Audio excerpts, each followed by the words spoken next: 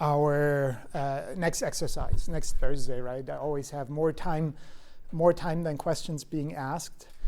Did it work? Perfect. Can I have it back? Thank you.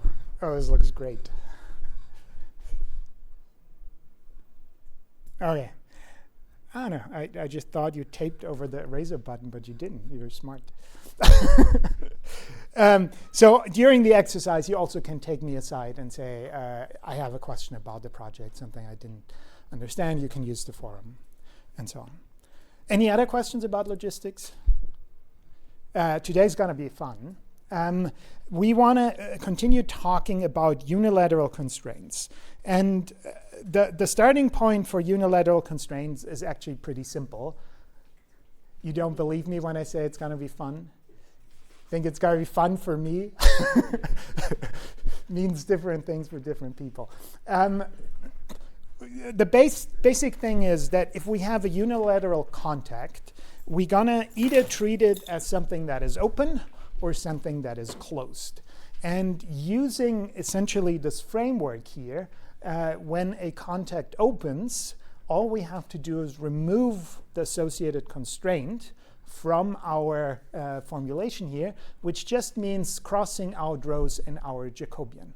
Right? The Jacobian and, of course, the bias accelerations, they collect all the constraints. And if a constraint is not active, you just remove that line from the Jacobian and everything disappears. Right? The constraint is gone. The corresponding contact forces will not be computed.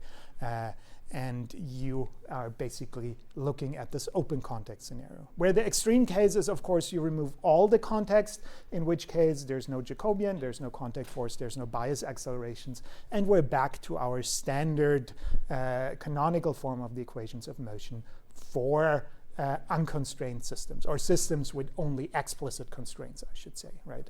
Here I'm implicitly talking about the implicit constraints only. Right? And then if the contact is close, we include the constraints. And of course, we have to worry about the transition between the two, where from right to left, we realize if the normal contact force becomes negative, the contact would be pulling us down.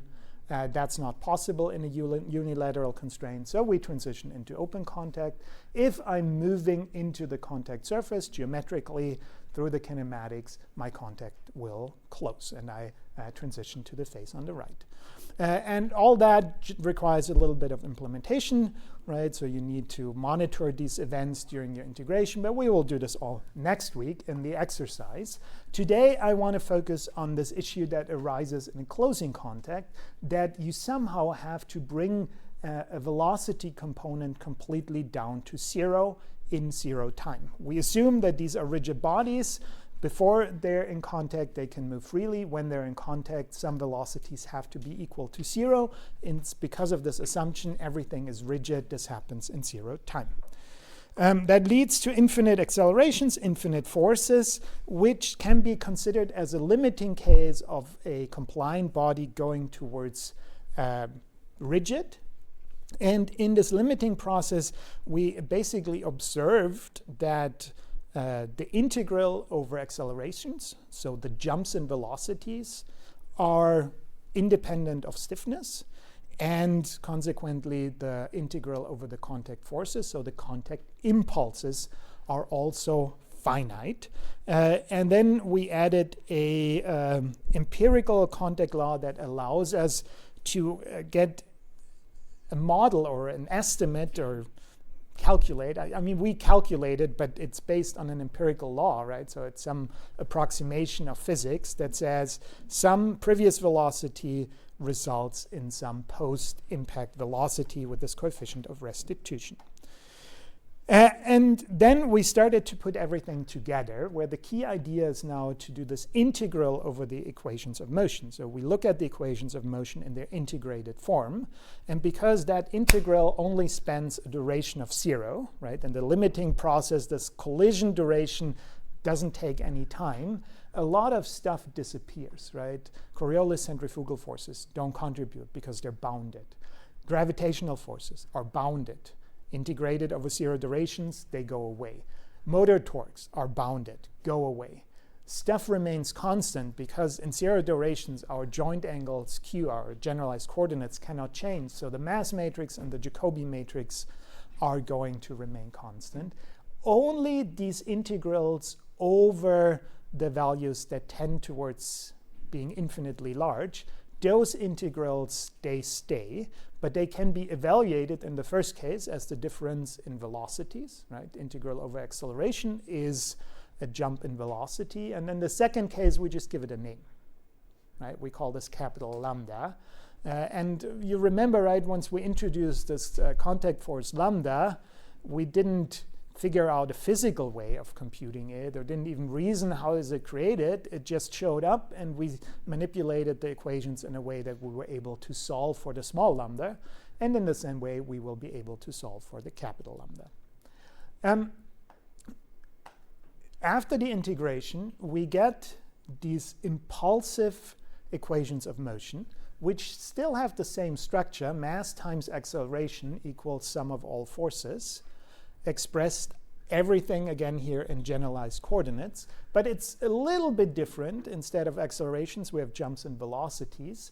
And on the right-hand side, only impulses survive. Right? The bounded forces, the finite forces dropped out, and the only thing that remains is this contact impulse, which is living in the contact space and gets its own Jacobi transpose mapping, the one that we've seen already many, many times from the contact space into our generalized coordinate space.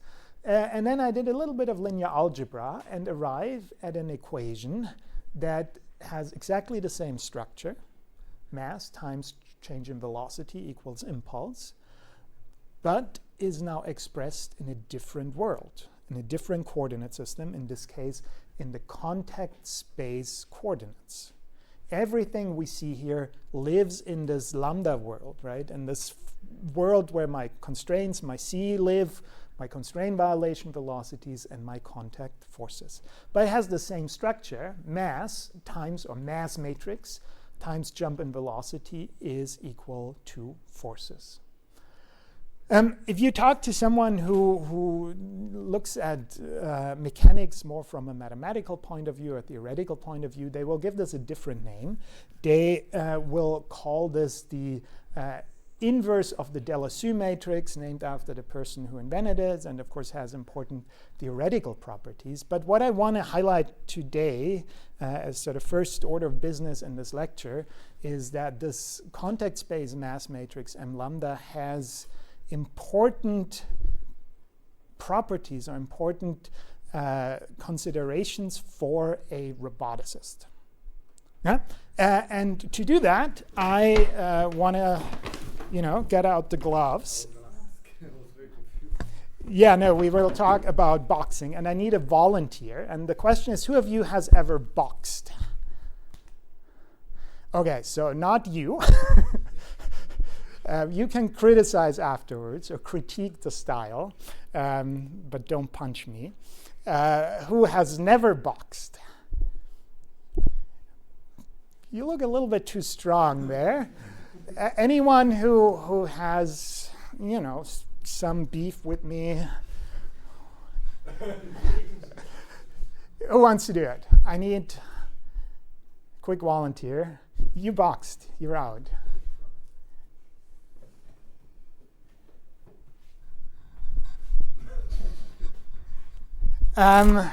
You want to come up front? So, and to do this fair, I'll put on the other one.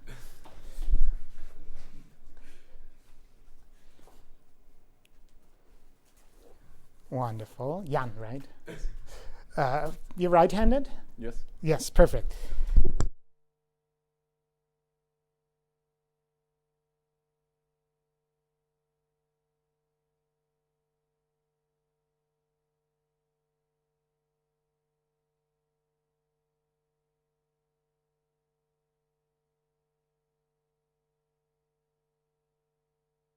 So the goal, right? And think about something, where did you wrong, something in this class that really annoyed you, right? And funnel this anger into your right fist and try to punch me in my face as hard as you can.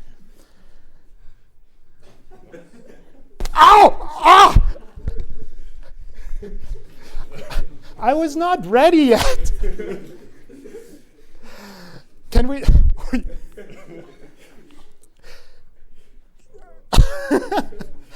No, it's okay. It's okay. I will survive this. Can we do it again, and maybe this time in slow motion? And again, try to punch as hard as you can, but in slow motion. Okay, here we go. And just keep that posture.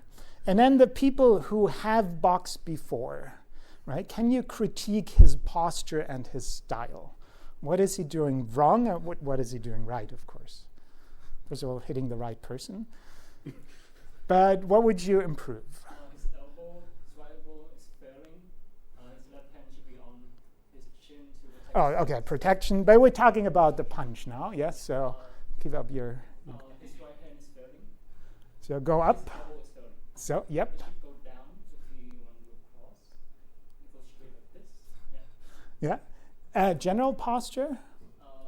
Hip should rotate to create more force. This way? The other way around. The other way? More force. Yes, good. What else? So This? Yeah. And do this again and stop when you impact. You should not move your leg. You should do just rotate the hips. So Yeah. you're generating posture.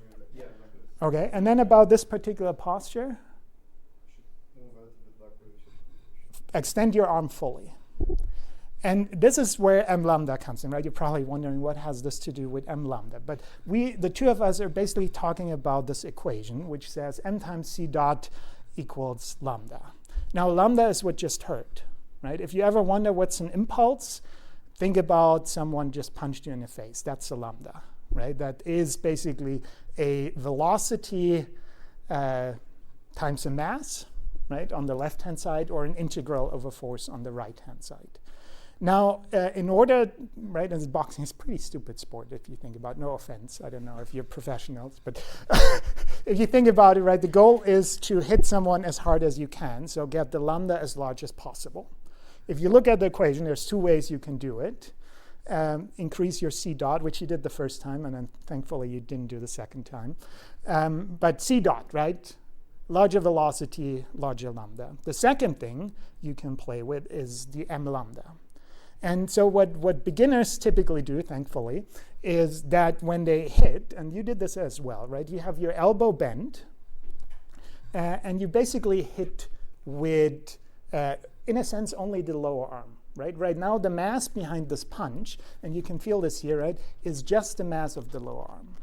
If you really set the punch, you extend your arm, you extend your shoulder, and now basically it's too heavy, but the mass behind this punch is going to be the entire mass of the torso, upper arm, lower arm, right? This is basically why you want to be in this locked position to increase your mass. Now, what I feel here, right, that is m lambda, right? It's not a mathematical construct. It's a physical quantity that is configuration dependent. It can be very small if there is a joint close to my contact, because then all I have to move is the mass past that joint. Or if I get into singular positions where all of a sudden I have to move masses up the tree, right, up the kinematic tree, this lambda gets much, much larger, right? And is this correct? I actually never boxed, so I just do this for the mechanics. Oh, you're saying no. Your eyes are saying no. This is not correct. At this size, it doesn't matter. So that is m lambda, right? And it's configuration dependent, and of course, well, thank you very much, and I will apologize for that little hiccup at the beginning. Thank you. You want to give him a quick round of applause?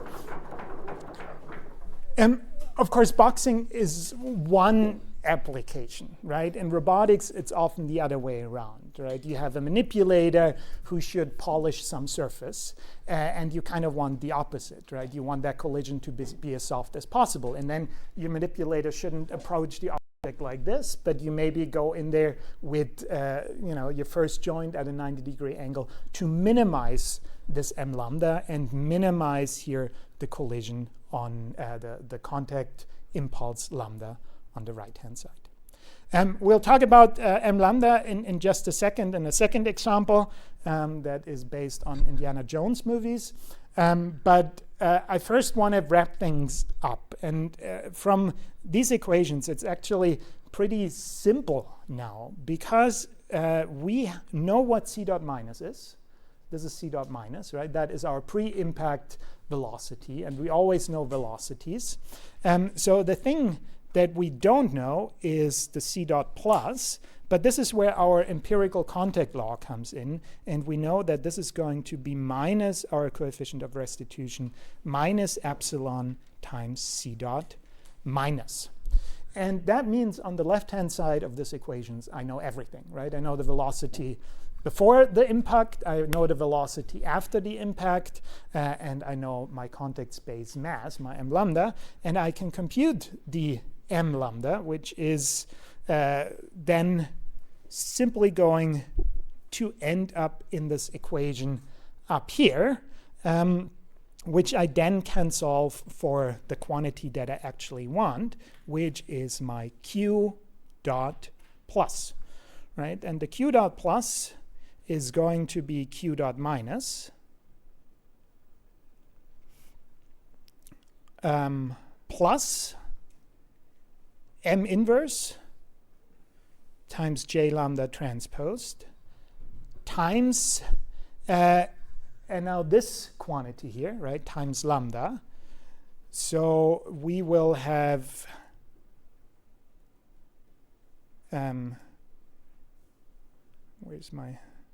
we will have m lambda times, and now I'm gonna write here epsilon plus the identity matrix,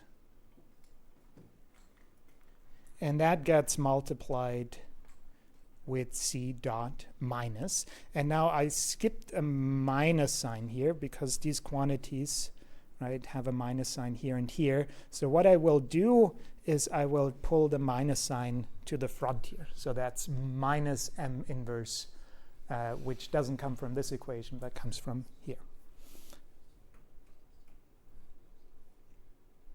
Just checking that I didn't miss anything. Yeah. And then for scleronomic systems,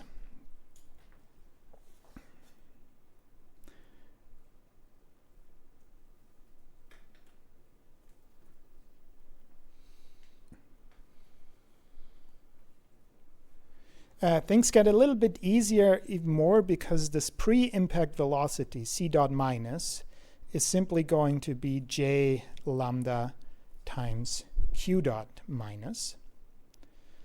And I can then go ahead and write this as a fully linear process. So q dot plus is going to be identity minus m inverse j lambda transposed m lambda. And then we have identity plus the matrix of the coefficient of restitution times j lambda. And all of that gets multiplied with q dot minus.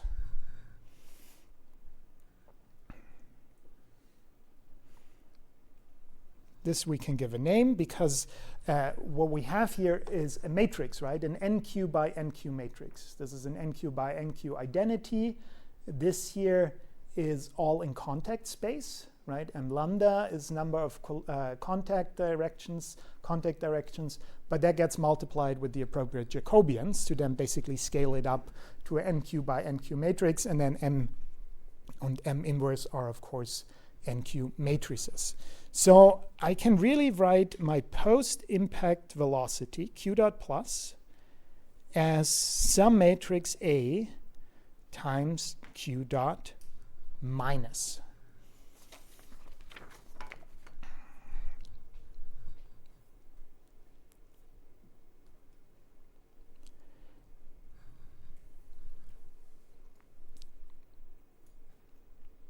And that matrix A, of course, depends on physics, right, on your coefficient of restitution, and depends on your configuration, which sits in the J's and the M's and so on.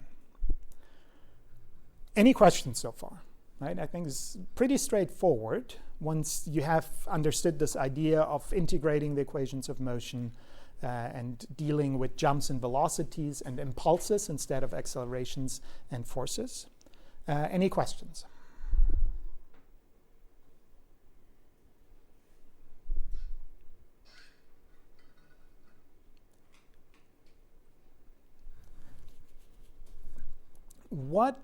I have a question for you then. For the special case, let's say for epsilon equals 0, so fully plastic collision, all the energy is gone. What is A squared?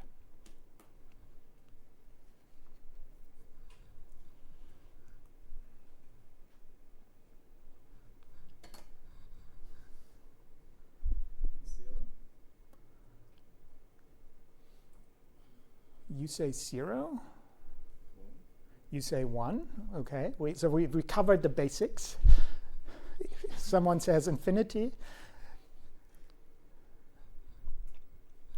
A. You say A. Why is it A? So after the collision, once the energy is gone, if we essentially have a second collision, there's no change. There's no change. So basically, if you think about this, what applying A square to some Q minus means is that you basically can think about this as first applying one of the A's. So I keep the other, and I get A times Q minus, which is going to be Q dot plus. And that is the velocity after the collision. And you're right? All the energy is gone. So if I apply this again, I will get Q dot plus again, which is maybe what you meant with 0 and 1, right? Maybe that was the idea behind these quantities, right? Where in a sense that second thing is almost like an identity. But it's not, of course, an identity. It is a projection, right? This is called an idempotent matrix. So you can square it and take any power of this matrix and it will give you the same matrix. And what it basically means, it's a projection matrix. So you have your Q dot before the collision, which lives in a high dimensional space, which also allows motion into the contact. Then you have your collision, and your velocities get projected down into a slightly less dimensional space, where basically the directions that would generate motion into the direction of contact are projected away. So you project from this unconstrained space into the constrained space. That's why these matrices, or in this case we call it A, that's not its official name, right? I just want to show that this is a linear operator. That matrix is a projection. And if I apply a projection to something that already lives in the projected space, it's not going to do anything, right? And this is what we see here. After the collision, applying the same matrix again, all the velocities into the contact are gone. Nothing is left, right? I move through the air, I hit the table. If I now say, okay, now I compute another collision, well, I'm not even moving towards the table. Nothing going to change. There's not going to be a capital lambda. Right? This is a idempotent matrix, and they are projections, which, for example, means that you cannot invert them, right? And then that has some interesting theoretical implications because there's no time reversal of collisions. Normally, continuous mechanical systems, you can do time reversal and ask yourself, where did I come from, right? If there's a collision, you cannot, because there's a projection and a lot of different prior trajectories end up with the same post-impact trajectories, which becomes then interesting if you think about robotic planning and so on. Should we do an example? And I actually want to do the example that we started with. So the two particles in 1D, where I have a particle at position x2, a particle at position x1. just to check how to call them. One has mass 1, one has mass 2, and then one dimension, so this would be my simple coordinate system, x. The generalized generalized positions of the setup are simply the 2 positions of the particle. The contact space is easiest to compute via the constraint violation, right? Which here is simply the difference in positions, right? And that, since it's a unilateral constraint, that difference can be positive, but it cannot become non-negative. And if it's equal to 0, x2 equals x1, these 2 particles, which in this case have no extension, right? They're just point masses, they would collide.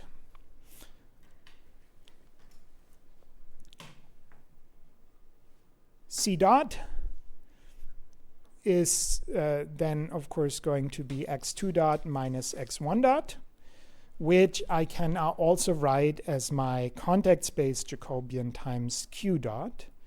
Right? That's the meaning of my contact space Jacobian, and we immediately see that the contact space Jacobian, in this case, our J lambda, is going to be a matrix that has a -1 and a +1, a 1/2 matrix, right? That goes from this 2-dimensional configuration space, the Q space, to the 1-dimensional contact space. To compute collisions, we need a second property. That second property is m lambda. And to compute m lambda, we first need the mass matrix M. What's the mass matrix of the system?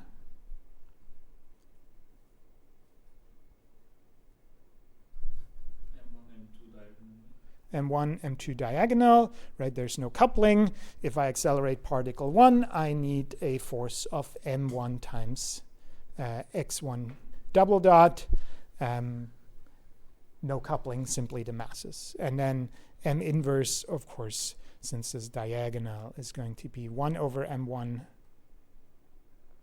and 1 over m2 on the diagonal. Our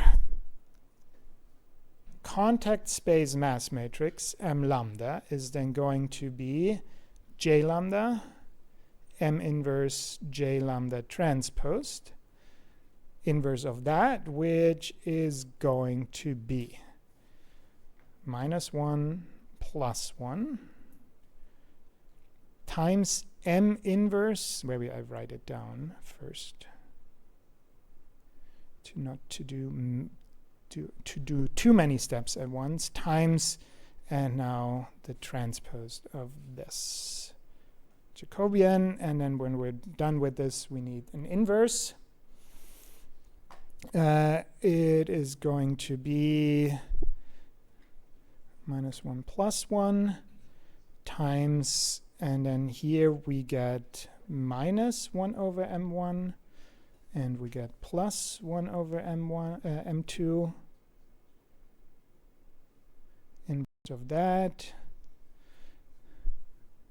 equals to 1 over m1 plus 1 over m2, and the inverse of that, and that is m1, m2 divided by m1 plus m2. So that's our contact space mass matrix, in this case a scalar value, right? Because our contact space is 1-dimensional, so we expect here a scalar value. And I want to stop here again with this idea of this equation here that we just discussed with boxing.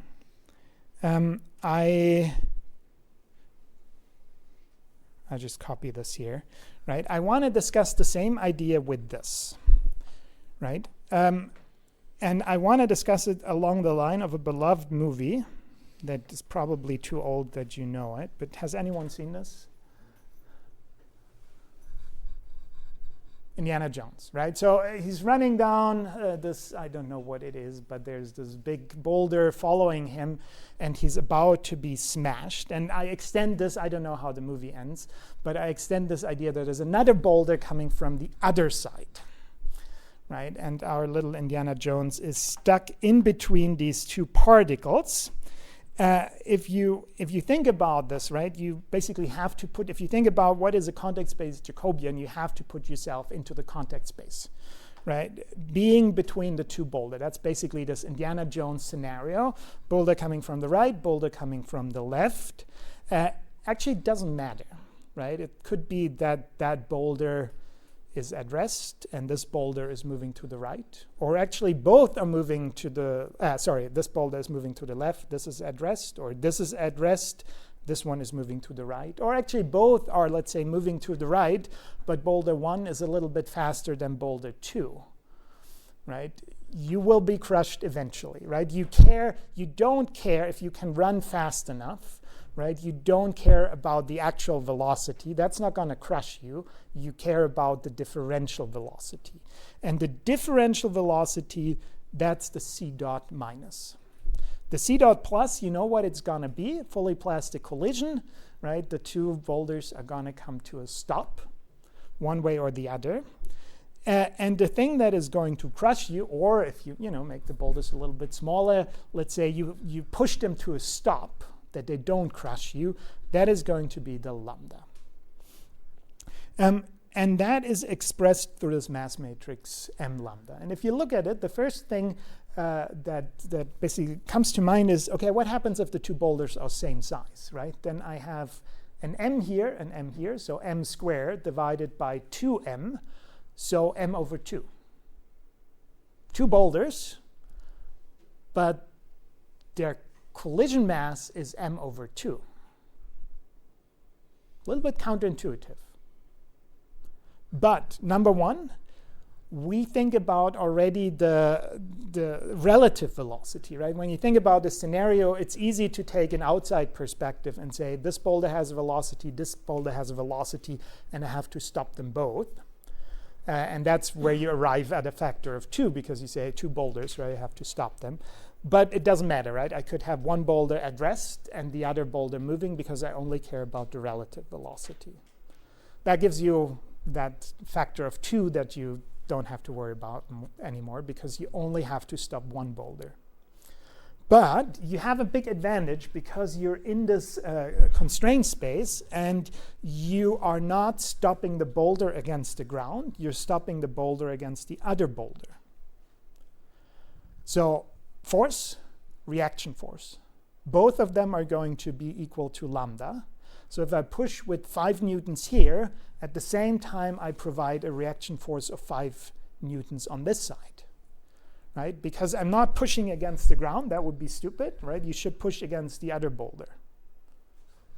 And that way your force and your reaction force are both stopping something,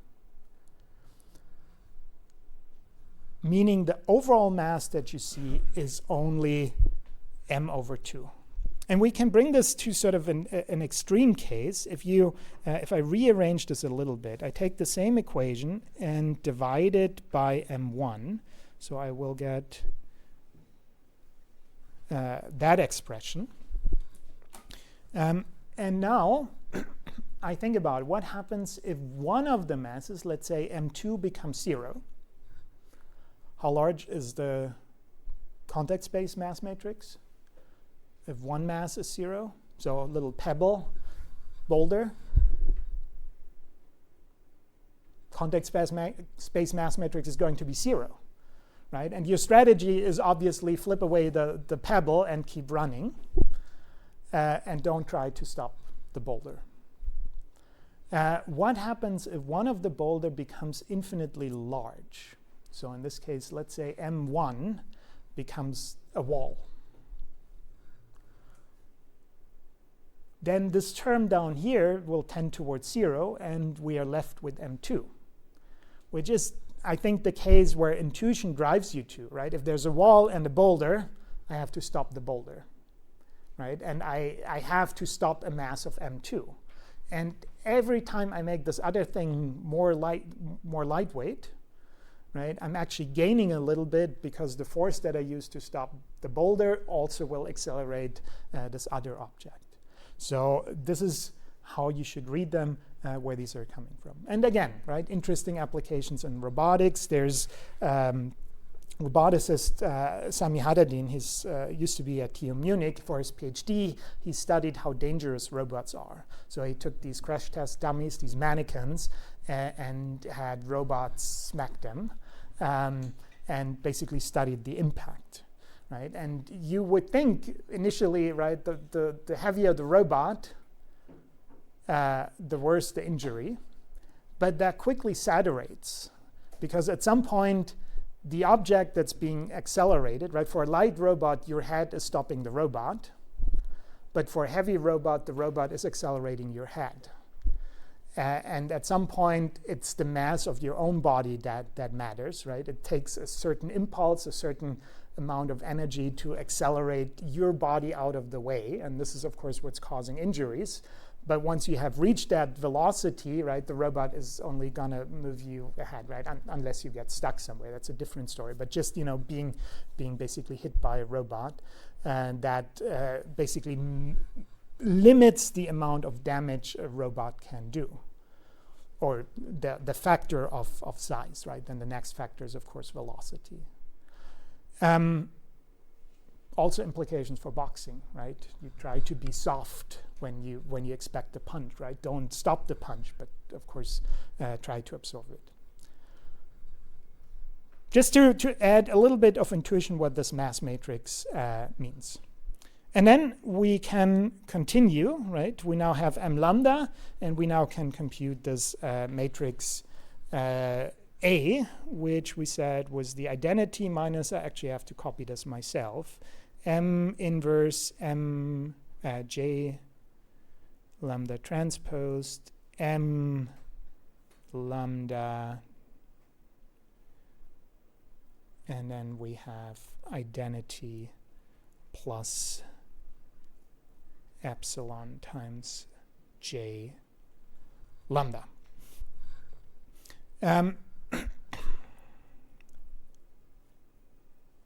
Equals identity minus m inverse 1 over m1, 1 over m2 with zeros. Then we have j lambda transpose. And now I'm going to do a bit of a shortcut because this is all scalar, right? M lambda is a scalar. This is just a 1, actually. This is a scalar epsilon. So I can directly compute j lambda transpose times j lambda, which is going to give me this matrix. And then I post multiply with m lambda, which is a scalar value, and 1 plus epsilon.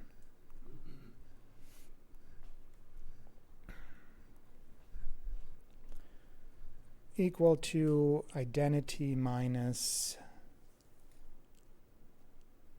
and we get 1 over m inverse with a plus, m1 inverse minus 1 over m over 1, m1. We get minus 1 over m2 and plus 1 over m2.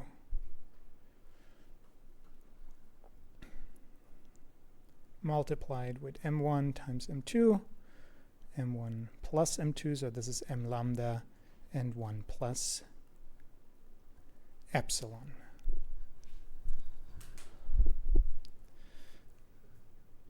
And then I can summarize all of this, and I will just write this. I just copy from my notes.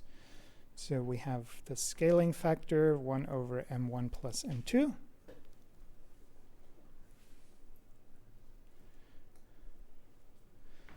And we have m1 minus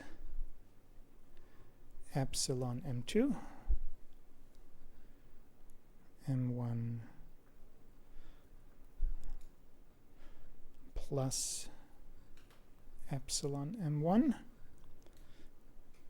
m2 plus, there's a bit of a pattern here, but you should see, right, this should be symmetric with the m's, because it doesn't matter which of these I call m1 and which of these I call m2.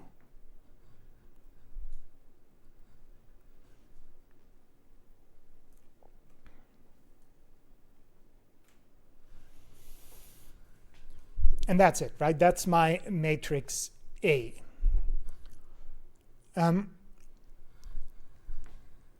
There's not a lot to see here, so maybe let's just look at the special case epsilon equals 0.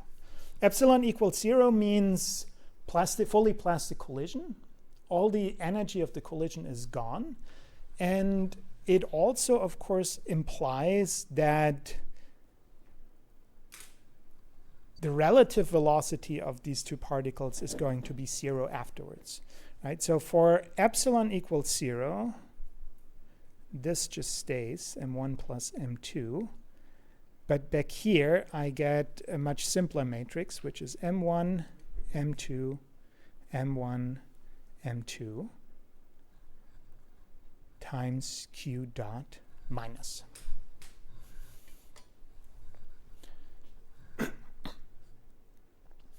Where do we see that the two bodies will move with the same velocity afterwards?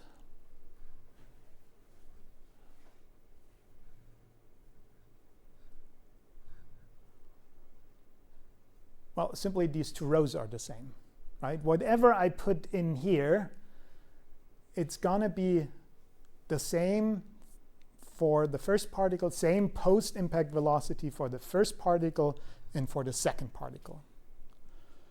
You also see that this matrix doesn't have full rank, right? The first and second row, they're clearly linearly dependent. They're identical. So the rank of this matrix is 1. That's because it is a projection. And you can also, I wouldn't call it the null space, but you can see what happens if I put in an arbitrary, let's say it this way. If I put in an arbitrary velocity, right, I get m1 times the first component plus m2 times the second component divided by this. And I get that in the first row and in the second row. So after the collision, these two velocities, x dot 1 and x dot 2, are going to be the same, right? That's what we expect. There's some collision process, fully plastic collision, the two bodies will stick to each other. There's no elastic rebound, right? All the collision energy is gone. But what happens if I put in a vector here where the two components are identical? Let's call it some x dot, right? Then I get x dot m1 plus x dot m2 divided by m1 plus m2. So I get x1.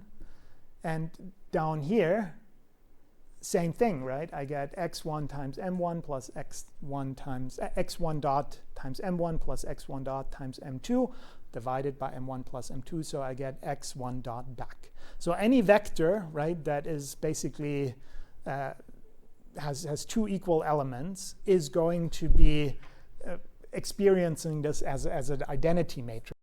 This is exactly what we said before, right? If I apply this matrix multiple times, it will have the same effect as applying it one time.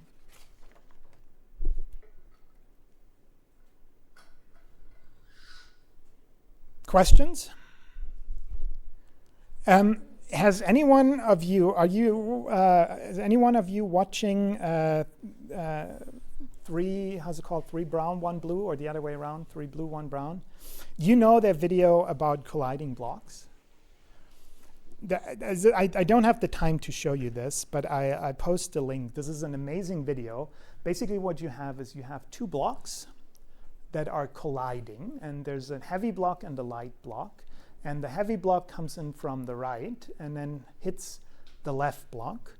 And that left block is moving against this wall and coming back. And everything here is a perfect elastic collision. So no energy is lost.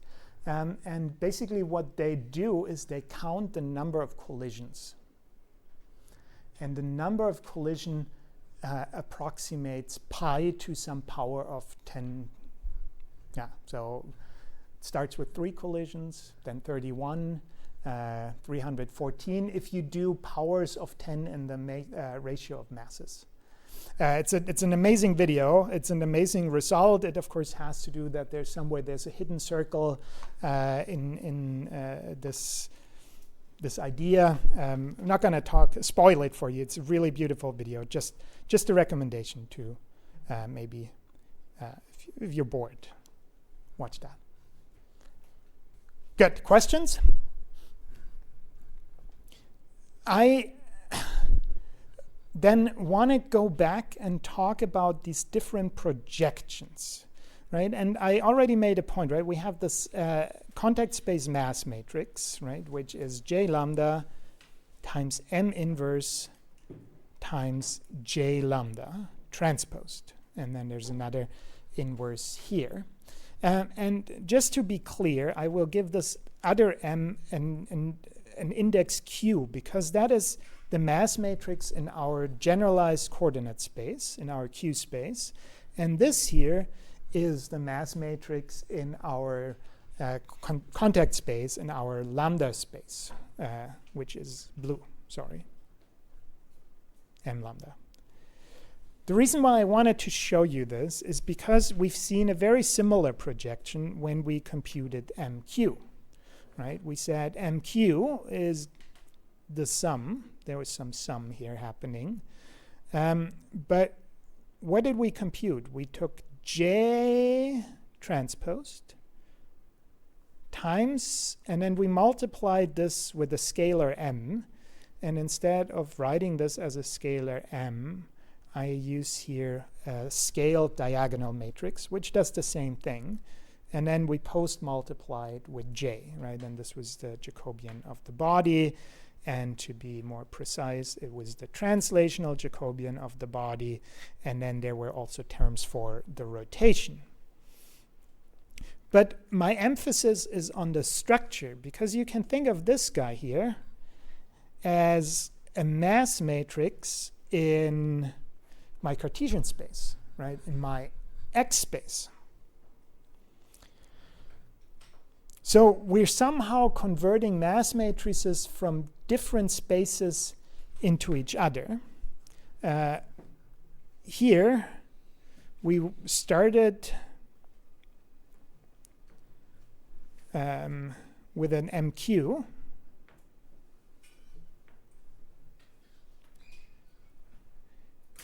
And computed a M lambda. And here we started, and I'm going to write this the other way around. Pardon me. I already screwed it up. Never mind. I put the MQ on this side because we started with a MX and then computed an MQ. So you already see there's like different directions going on here. The directions are in a sense defined through the Jacobians, where I always compute things from Q. So C dot was my J lambda times Q dot. And here we had X dot being this JB of the translational Jacobian, so JSB times Q dot. So you kind of can see, right? Here I have a Jacobian that gives me X dot from Q.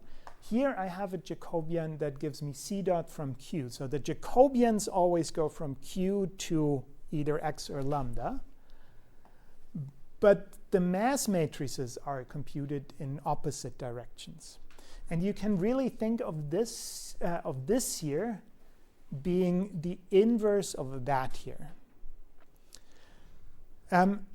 If, and I'm not going to write this down because this rarely ever happens, but if you have a Jacobian that's invertible, I could go ahead and flip these around and basically move the Jacobian on the other side here, where it would show up as a J inverse. And then that would basically turn or make these two equal. And you can think about this, right? If I put in here a J inverse and here a J inverse transposed, then I have an inverse on the outside, which I can pull in, which means everything on the inside, the product on the inside, everything will switch its inverse, and we also have to switch the order. So I go from J inverse, M inverse, J transposed inverse to J transposed, M, J. So I arrive, oh, I have an extra transposed here. Sorry. Who did that? Extra Jacobian, that should go away. Right? But you arrive at this expression. So for invertible Jacobians, you can really show that this is basically the inverse of the other. Just in most cases, we cannot invert these Jacobians because we're going from a lower dimensional space to a higher dimensional space, or from a higher dimensional space to a lower dimensional space. And then these Jacobians are not square and cannot be inverted. But generally, same idea, right? And this is an important idea that becomes more and more important in this class, that, oh, we're just doing the same thing, but moving from space to space, whatever is most convenient. And in this case, the contact space was most convenient because our contact was given there, or our contact kinematics were given there. Questions, concerns, comments? Yes, thank you.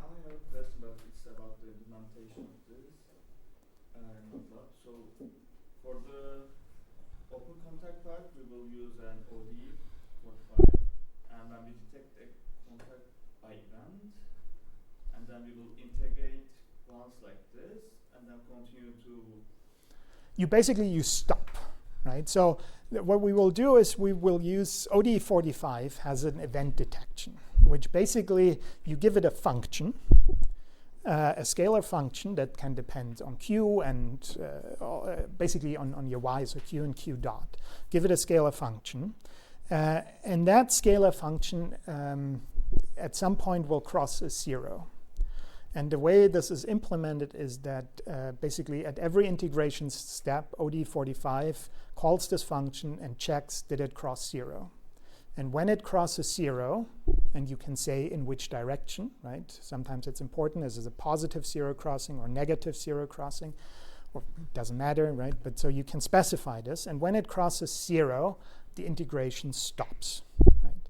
And of course, for this function, we're going to use our two indicators. We're going to use the perpendicular contact distance, our C perpendicular, which if it becomes 0, the integration should stop because we're going from open contact to close contact. And when we integrate the equations of motion for close contact, we're going to use the contact, the vertical contact force. If that goes from positive to negative, the integration should stop. So we will basically write two integrations with different dynamics, which use the same base formulation, but differ basically in the contact Jacobians. Right? One case they're active, other case they're not active. Integrate, monitor this event function, stop the integration, take the last value, use it as an initial condition for the other case, integrate that case until the event triggers, and so on and so forth. Does that answer your question? And there's many things that can go wrong in this process. So Sino behavior would be ones where you have to switch between these two infinitely many times in finite time and so on. But that's going a little bit too far for this class. As I said, right, there's a full 6-credit class that just deals with these contact problems. So it's not something I can cover in a week and a half. I want to give you a second example. And this is about a passive dynamic walker. Did I ever show you this guy? I know we did some animations. I think you generated this animation where you talked about the rolling contact joint. Let me see if I can do a quick demo. This thing, it's almost like a toy, but it can passively walk. This is a little bit too slippery here. But you can kind of see that it creates this passive walking motion of course, driven by the fact that I put it on a slope, right? This is how energy comes in, but there's no motors, and it basically generates a walking motion completely from the mechanical dynamics. It's a pretty cool system. We'll talk a lot more in this class that I teach in the summer, where we talk about the dynamics of locomotion. Here, I just want to use it as an interesting system to reason about collisions. And the case that we will look at, actually I should have it this way so it's moving towards the left from your side, is that we are rolling around the back leg or back foot, or in this case it's a pair that it doesn't fall sideways, but we're going to consider this as a planar system, so you can think of this as a single leg. And the second leg, the leading leg, right, that's the trailing foot, and this the leading foot gets into contact. And the question is, what will happen? Right? This is what we want to compute here, and we will make some very strong assumptions that we have point contact, and we will simplify the geometry, and in particular we will say that we have infinite friction, which means that if my leading foot comes down, its velocity is going to be brought to 0, also assuming plastic collisions. So velocity in this direction is 0, infinite friction, velocity in this direction is 0. And the question is a little bit what happens in the back. And intuitively, you can think about this: if the leg is spread too far outwards, the motion is, in a sense, more down than forward, and the whole thing will come to a stop and will not move anymore. I cannot demonstrate that because I don't have infinite friction, but you can kind of see, right? In this case, with that leg angle, the leg will come to a stop. Whereas if I have a smaller inner leg angle, the back leg is more likely to come up, and you basically, right, because you have more forward momentum, you will continue walking. And that's the only question I want to examine, is basically, as a function of this inner leg angle, does my trailing leg come up and I can continue walking, as you just saw in the demo, or if the angle is too wide, that's my hypothesis, right? If the angle is too wide, will I come to a complete stop? That's the idea. And as I said, there's a lot of simplifying assumptions that go into the system. In particular, we will look at this very simplified version, which has two massless legs of length 1, 2 point masses smack in the middle of these two legs, just to simplify everything. We will model this with a floating base, where x and y is the position of the hip. Orientation doesn't really matter here. And then we have 2 coordinates to describe the motion of the 2 legs, which we will measure here relative to a world coordinate system, which is perpendicular to the slope, but we don't worry about the slope here. So these are the angle of the trailing leg and the angle of the leading leg, phi t and phi l. And then we will consider the touchdown of the leading leg.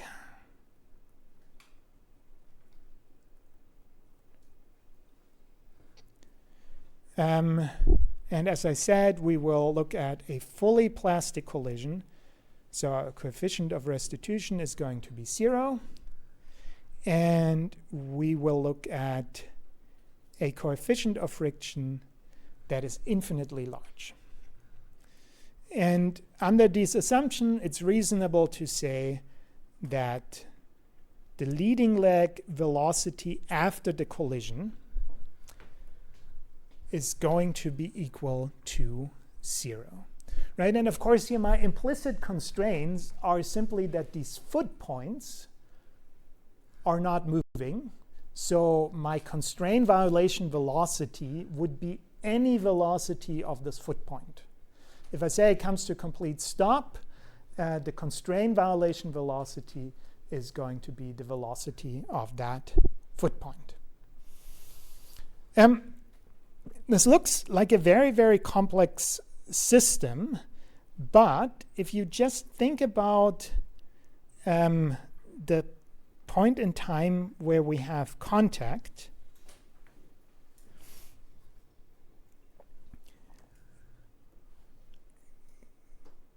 And if I place my coordinate system in my origin, it's not drawn here yet, but I put the origin of my coordinate system here in the trailing leg. I can always do that.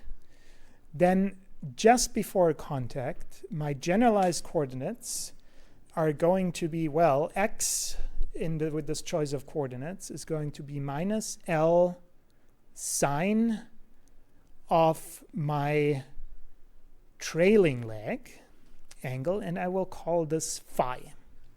So here we say that the angle of the trailing leg prior to the collision, that is going to be phi. And that's my variable of interest, right? That's what I will vary.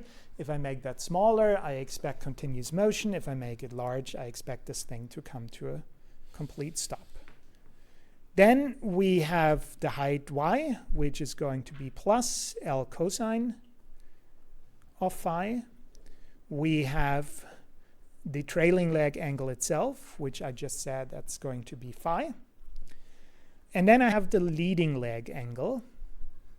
And that one now simplifies a little bit because I'm not looking at a general case, but I'm looking at the case where the leading leg is just about to hit the ground, which means that the 2 feet are on the same height, which has to imply that the two angles are equal, well, in this case equal and opposite in sine. So the leading leg angle is going to be minus phi. Right, so 4 degrees of freedom, but at the moment of contact and through the choice of my origin of my coordinate system, everything only depends on one variable, and you can kind of see this here, right? The only thing I can change is this inner leg angle, and everything else remains the same. I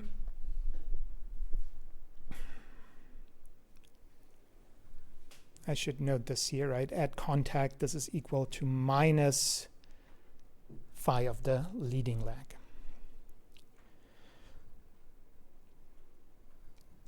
What about, oh, sorry, I wrote Q dot. I was getting a little bit ahead of myself. This was just Q minus.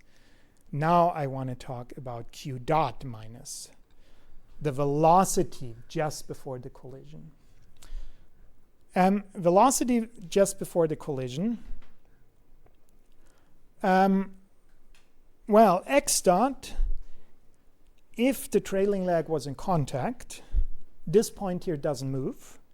So all we have is a rotation about this point with a value of phi dot, right, the derivative of this guy here, which will give me a velocity in x direction moving to the left. So that is a minus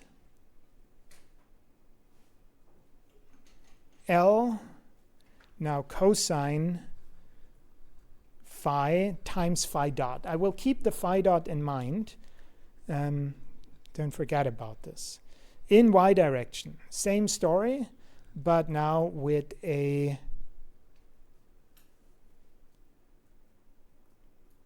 minus sign of phi times phi dot. The angular velocity is simply going to be phi dot, so I will put here the number 1. And just to make this clear, right, all of this will be multiplied with phi dot.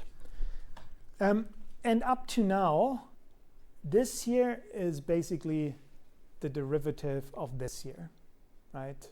Minus L sine phi gives you minus L cosine phi times phi dot.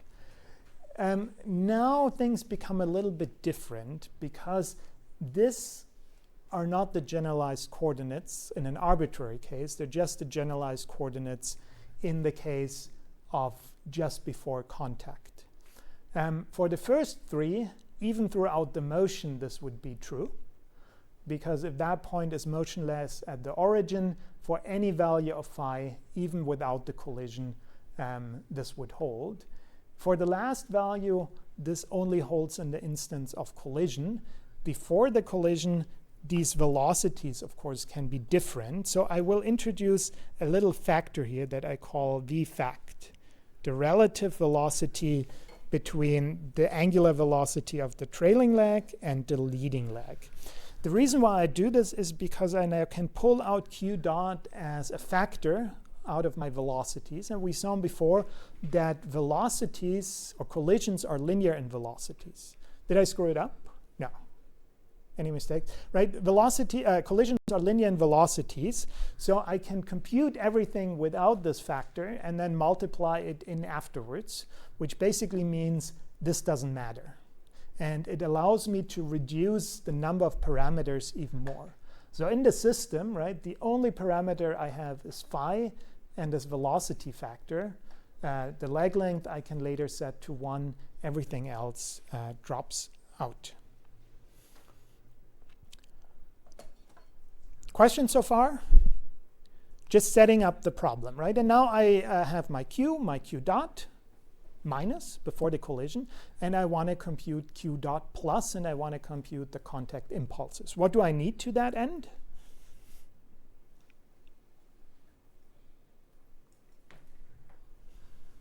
What quantities do I need to compute?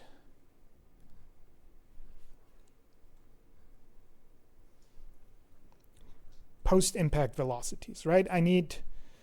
Of course, I need q dot and q. We have those. What else do I need to compute a collision?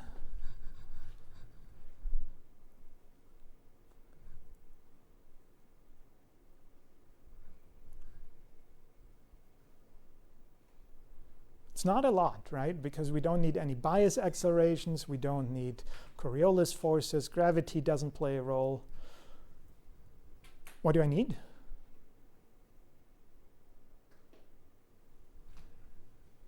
Mass matrix and contact Jacobian. That's it, right? So for this system, we need the mass matrix. And for the mass matrix, we need kinematics, right? This is a system of particles. So what I need to know is the Cartesian position of each center of mass for the trailing leg and for the leading leg. It turns out that in both cases, that's pretty simple. In the x position, I have x plus leg length over 2 sine of phi of the trailing leg, and in the y direction I have y minus L over 2 cosine phi of the trailing leg. And then if I want the same for the leading leg, the only thing that changes is that instead of the angle of the trailing leg, I use the angle of the leading leg. From that position, right, since this is a scleronomic system expressed in inertial Cartesian coordinates, I can get the Jacobian. I call this JCOG, right? We call this JB, but here we're not talking about bodies, but we're talking about particles. So it is going to be a trailing and a leading leg Jacobian, and then the mass matrix is going to be the J of the trailing and then the same with the center of mass of the leading Jacobian. Right, just a simple sum. This is our projected Newton-Euler equations. You sum over all particles, and you take this product J transpose MJ. You know how lazy I am, so of course I'm not going to do this by hand. Instead, I implement this in MATLAB using the symbolic math toolbox. So these are my two parameters, M and L. These are my states. And then all I have to do is to write down these kinematic expressions with the trailing leg and leading leg angle, and then compute the Jacobians. And then here I compute the mass matrix, which is basically the sum over all bodies, and in this case, just sum over all particles. So can I evaluate this?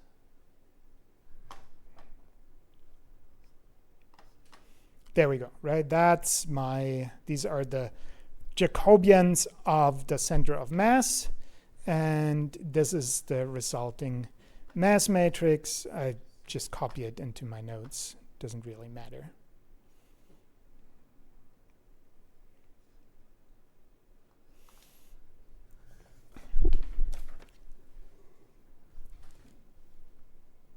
So we have the mass matrix. The next thing that we need is the contact space Jacobian, right? Where I would write down the contact space Jacobian for all possible contacts at once by basically saying, and I write this down as the contact space velocity, which I will assemble as the velocity of the trailing leg in x direction, the velocity of the trailing leg in y direction, the velocity of the leading leg in x direction, and the velocity of the leading leg, leading leg in y direction.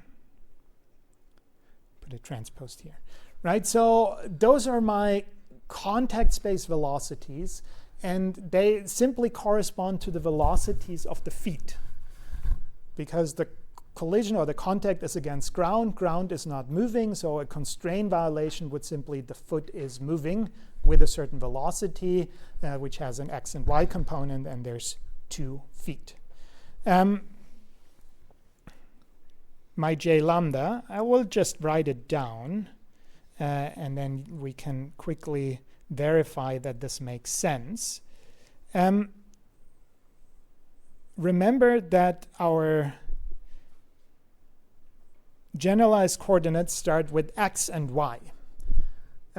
So if I have a velocity x dot, it gets multiplied with this first column and gives us a x velocity of feet. And that makes sense, right? I want the one here and the one here, because if the hip is moving a certain velocity to the right, then the feet will follow with the same velocity. The same goes in the y direction. Then we have the angular velocity of the trailing leg, which is not going to influence the leading leg. And the last component is the angular velocity of the leading leg, which of course will not influence the velocity of the trailing foot. And then in between, I will just have, again, these L times, or these cosine terms that we already saw when we computed the position of the center of mass. In this case, it's just the position of the feet. So we get a L cosine trailing leg angle, L sine trailing leg angle here. And then, of course, symmetrically, this would be this expression for the leading leg. And the structure is exactly the structure that we saw with the Jacobians for our center of mass location, with the only difference that there we had L over 2, because we went from the hip to the middle of the leg, and now we have L instead, because we go from the hip to the end of the leg. And with this, I can go ahead and compute my contact space mass matrix, right, my m lambda, which I will not do here. I'll just do this in MATLAB. But I can use then that contact space mass matrix basically in this form: m lambda times velocity after the collision minus velocity before the collision is equal to these contact impulses lambda, which now is also a 4-dimensional vector, because you have an impulse at the trailing leg in the horizontal direction, you have an impulse at the leading leg in the vertical direction, and so on.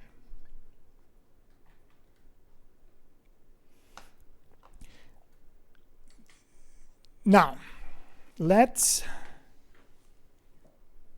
rewrite this a little bit. And maybe I copy this over. This is on your previous page. These are all 4-dimensional quantities. right? M lambda is a 4x4 matrix. These velocities are 4-dimensional. I now want to separate them. And I want to separate them into quantities for the trailing leg and leading leg, because we want to study is the trailing leg coming off the ground or not. It makes sense to look at them separately. So I will basically write my mass matrix as 4 blocks, where the first 2 elements are just corresponding to the trailing leg. The last 2 elements are just corresponding to the leading leg. And then these here are symmetrical to each other. Those are the coupling terms that somehow couple the motion of the trailing leg to the leading leg. The same way, I will separate my velocities into velocities of the trailing leg.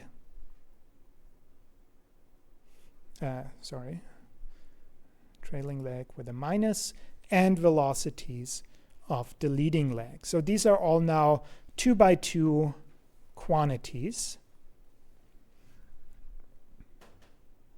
that get multiplied here. And then the last thing, I will do this with the contact impulses. Same idea, right? I just split them into a 2-dimensional impulse at the trailing leg and a 2-dimensional impulse at the leading leg. And then if you combine all these vectors and matrices back together, you arrive at the original definition. The reason why I wanted to do this is because it allows me to reason a little bit closer about what do I know and what don't I know. We know Q before the collision, which means that I can compute J and M, and I can compute all the elements of my mass matrix M lambda, my contact space mass matrix M lambda. This is known. I also know Q dot before the collision. I have a scleronomic system, so I exactly know what are my pre-impact contact space velocities. I know one of the 2 post-impact velocities. Which one?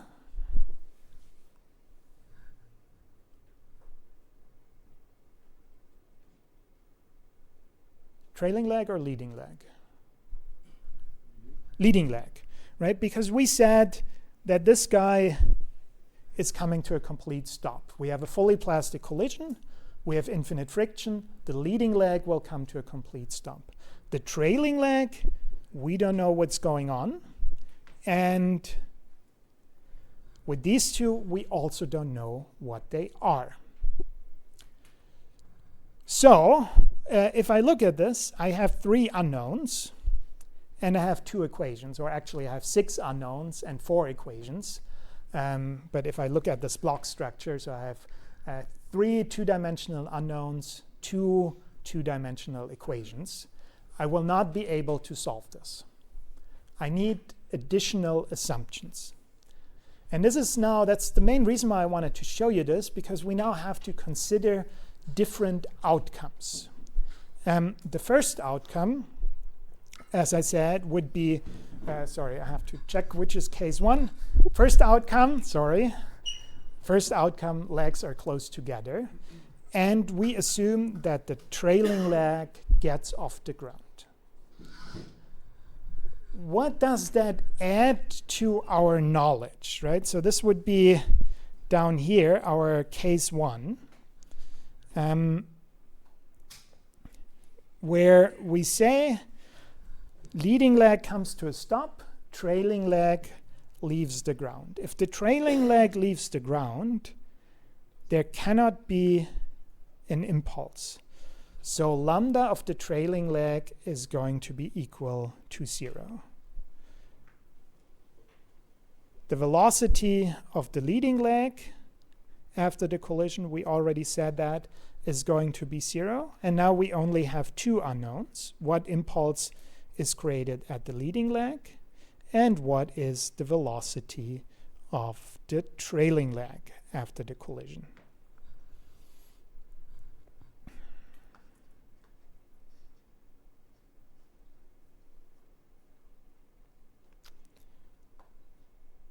So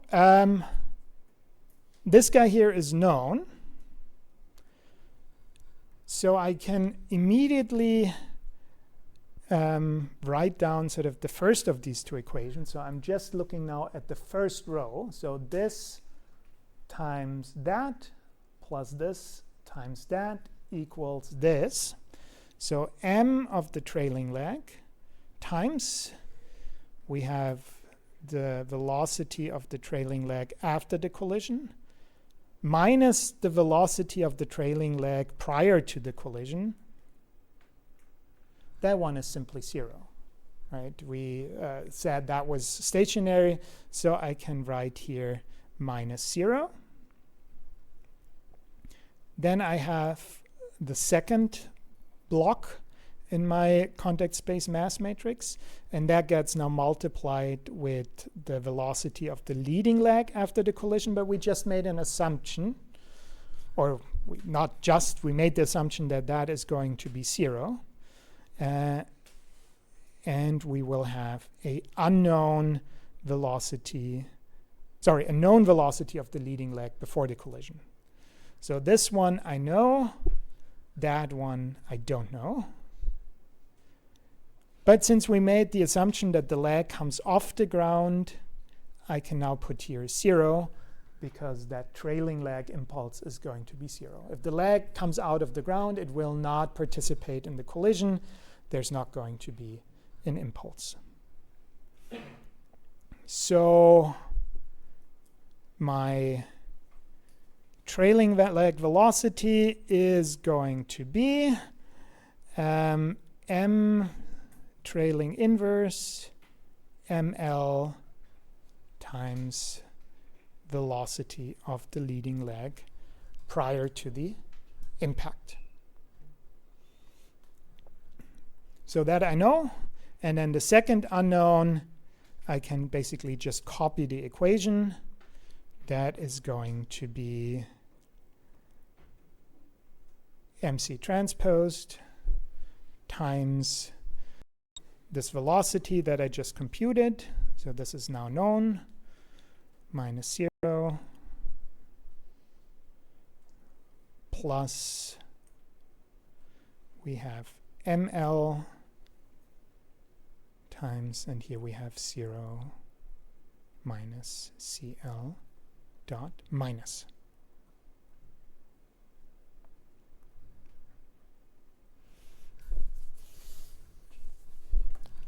You believe me? I hope so. You also understand why I now chose this block structure, because we're now making additional assumptions depending on what the outcome of the collision is. And in this case, we're actually making the assumption there's no collision, right? There's a collision at the leading leg, but there's no collision at the trailing leg. That is case 1, when the legs are close to each other. Case 2 is when the legs are spread out further, and I have that on the next page. And today I just want to introduce the cases. I don't have the time to go into the results, but we'll do this next week, Tuesday. But this is the second case. And now I make a different assumption. I say both legs basically collide, or both feet collide. Both, of course, then get a plastic collision. Both, of course, get infinite friction.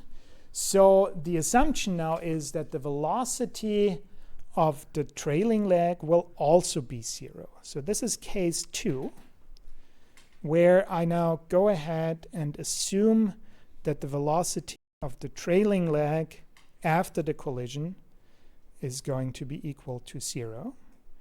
Right? We already know that the velocity of the leading leg after the collision is going to be equal to 0.